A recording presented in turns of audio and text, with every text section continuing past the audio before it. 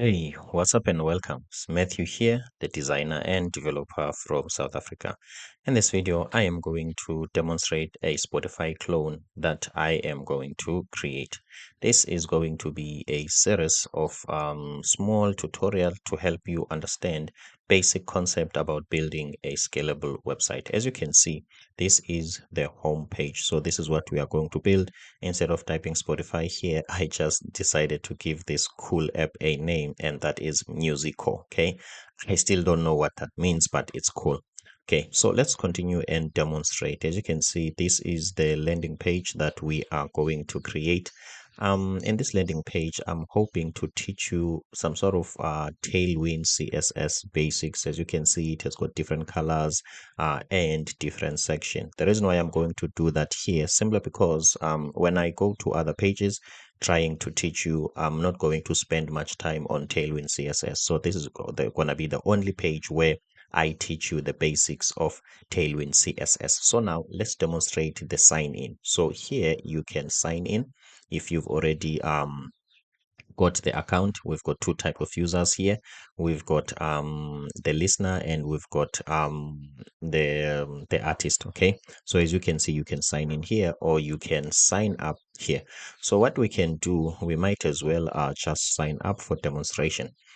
Let me first give you an idea of how this course is going to be so that you can see the reason why I'm going to teach you whatever that I'm going to teach you. Let's get into the intro. This is not just going to be your follow me as I do kind of a tutorial. I am going to help you to think, design, plan, and code.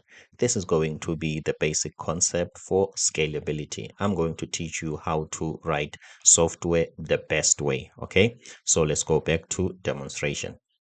So as you can see here, we can some sort of register as demo. Okay, and the email will be demo@gmail.com. Let's apply a picture.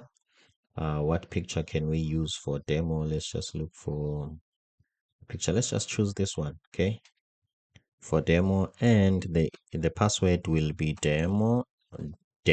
Okay, and what else? The account type, for now let's make this an artist. Okay, so that we can demonstrate a lot of features. Okay, because the listener page is very simple. It's a basic one. Okay, so here we need to confirm the password. Okay, let's confirm. We said it's demo. Okay, a part of the things that I'm going to teach you, I'm going to teach you the JWT, okay, which is JWT for JSON Web Token, a concept that is not easy for beginners. In this tutorial, I'm going to make it like simple, like as ABCD, okay? So let's go to application so that I can show you. Okay, when we add a token in the cookie. So as you can see here, guys, we don't have any token. So let's sign up so that you can see when the token gets in there. Okay, no thanks. Okay, so no thanks. We are done signing up. So let's sign in as demo and let's put the password demo. Okay, so let's sign in.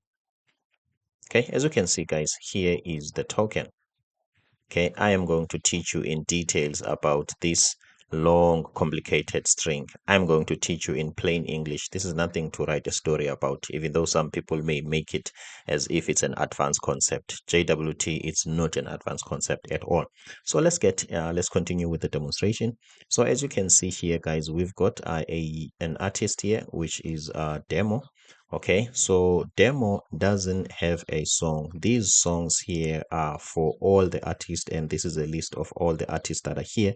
Why I'm doing this? Just for teaching you. There are some concepts that I want to teach you. Okay, so now demo doesn't really have a song. So the first thing that we can do, let's create a song. So let's upload a song. Okay, let's say this is a demo song. Okay, let's say demo song 1. Let's choose an image for this song. Let's just choose any image. Oh, okay, sorry.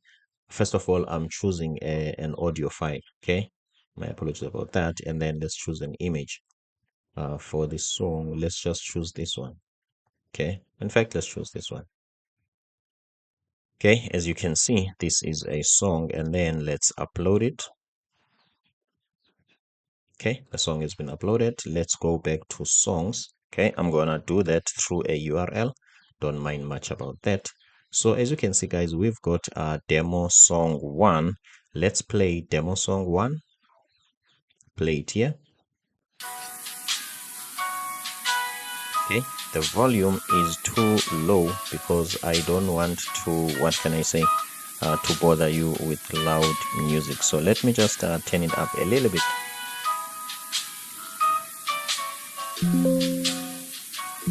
Okay, I hope you can hear that there is something playing. Okay, so what you will notice here, okay, this component, the song component, and the bottom player component, and this side component, okay, they are in sync. How have we done that? I have used JWT. This is what I'm going to explain to you in plain English in this video. Okay, this is called a global state management. Okay, so this tutorial or this series is going to be about production grade concept rather than a cool Spotify clone. Okay, so I've demonstrated playing a song, and I will demonstrate the volume later. Okay, what else do I want to do here? I want to create a playlist. Okay, let's add another song so that this guy at least he must have at least 2 songs. Okay, so let's upload another song. Let's say demo song 2. Let's upload an audio file, which is this one, and then let's upload an image. Okay, let's upload an image. Let's just use this one. Okay, for some reason. Okay, and the genre, I think, let's say it's Amapiano. Okay, and let's upload so that this guy at least he can have 2 songs. And then what we want to do, we want to create a playlist. You can come here for creating a playlist, or you can come here. So let's just click here. As you can see, let's say demo playlist. Okay, and then description, just a playlist. Okay, and then let's choose a file. Let's just choose this one. Sorry, an image file. Let's just choose this one, and let's create a playlist. I think we've used this image before. Let's just choose a different one. Okay, let's just choose this one. Okay, my apologies about that. As you can see, and then let's create the playlist. Okay, as you can see, right after creating the playlist, this list refreshes. Okay, one might ask, how does this happen? Maybe you might think that it's complicated. It's not complicated. We are going to use 10-stack query. I am going to show you a technique called invalidate queries. Okay, it just means that after you created a resource, all the queries that are dependent on the same resource, they just need to update. Okay, it's more like a refreshing mechanism, but it's not something that I'm going to do manually. 10-stack query is going to handle that for us. In case you are seeing this icon, this is a 10-stack query icon for what can I say, for debugging. Okay, so let's continue, guys. Let's click on this playlist. Okay, now the system will tell us that the playlist is empty. Okay, that means we need to add songs. So let's come here and add a song. Okay, as you can see, here are the songs that we can add. Okay, and then let's add this song, and let's add this song. Okay, and this one. Okay, cool. Suppose here I only show the songs for that specific artist. I didn't update this module because this type of a playlist is for a listener. A listener can add any songs that they want. Okay, so when we are creating this project, I'm going to update this. Suppose only the song for the logged in artist. Okay, so let's just go back here. As you can see, guys, here is the list of song. One might ask, what have you used in this cool, nice table? I have used ShardCN data table. I'm going to teach that. I'm going to teach that to you as well.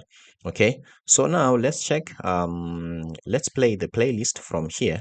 Okay, let's see what will happen to this icon and to this one. Okay, let's play. Okay, so as you can see, we are playing a cool song, and then this is showing the artwork of the song, and it's showing you here as well. And then everything is in sync. Okay, there are some components that are sharing functionality or resources. As you can see, this image is the same as this one, and it's also the same as this one at the bottom corner here. I am going to teach you that as well. So what else can we do here? Let's just go home and check the search functionality. Okay, my apologies about that. I have just typed the wrong address on the URL. Okay, so as you can see, here is our new playlist. Now let's go to searching.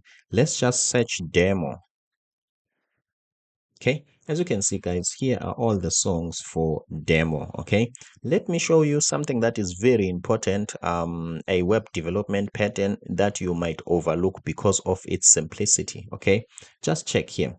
What happens here, this doesn't refresh on any keystroke, which, let's say, if it was doing that, it was going to send some request to the API, like let's say 10 of them or 15 of them within what can I say, within few seconds, and that is going to be the poor performance on the application.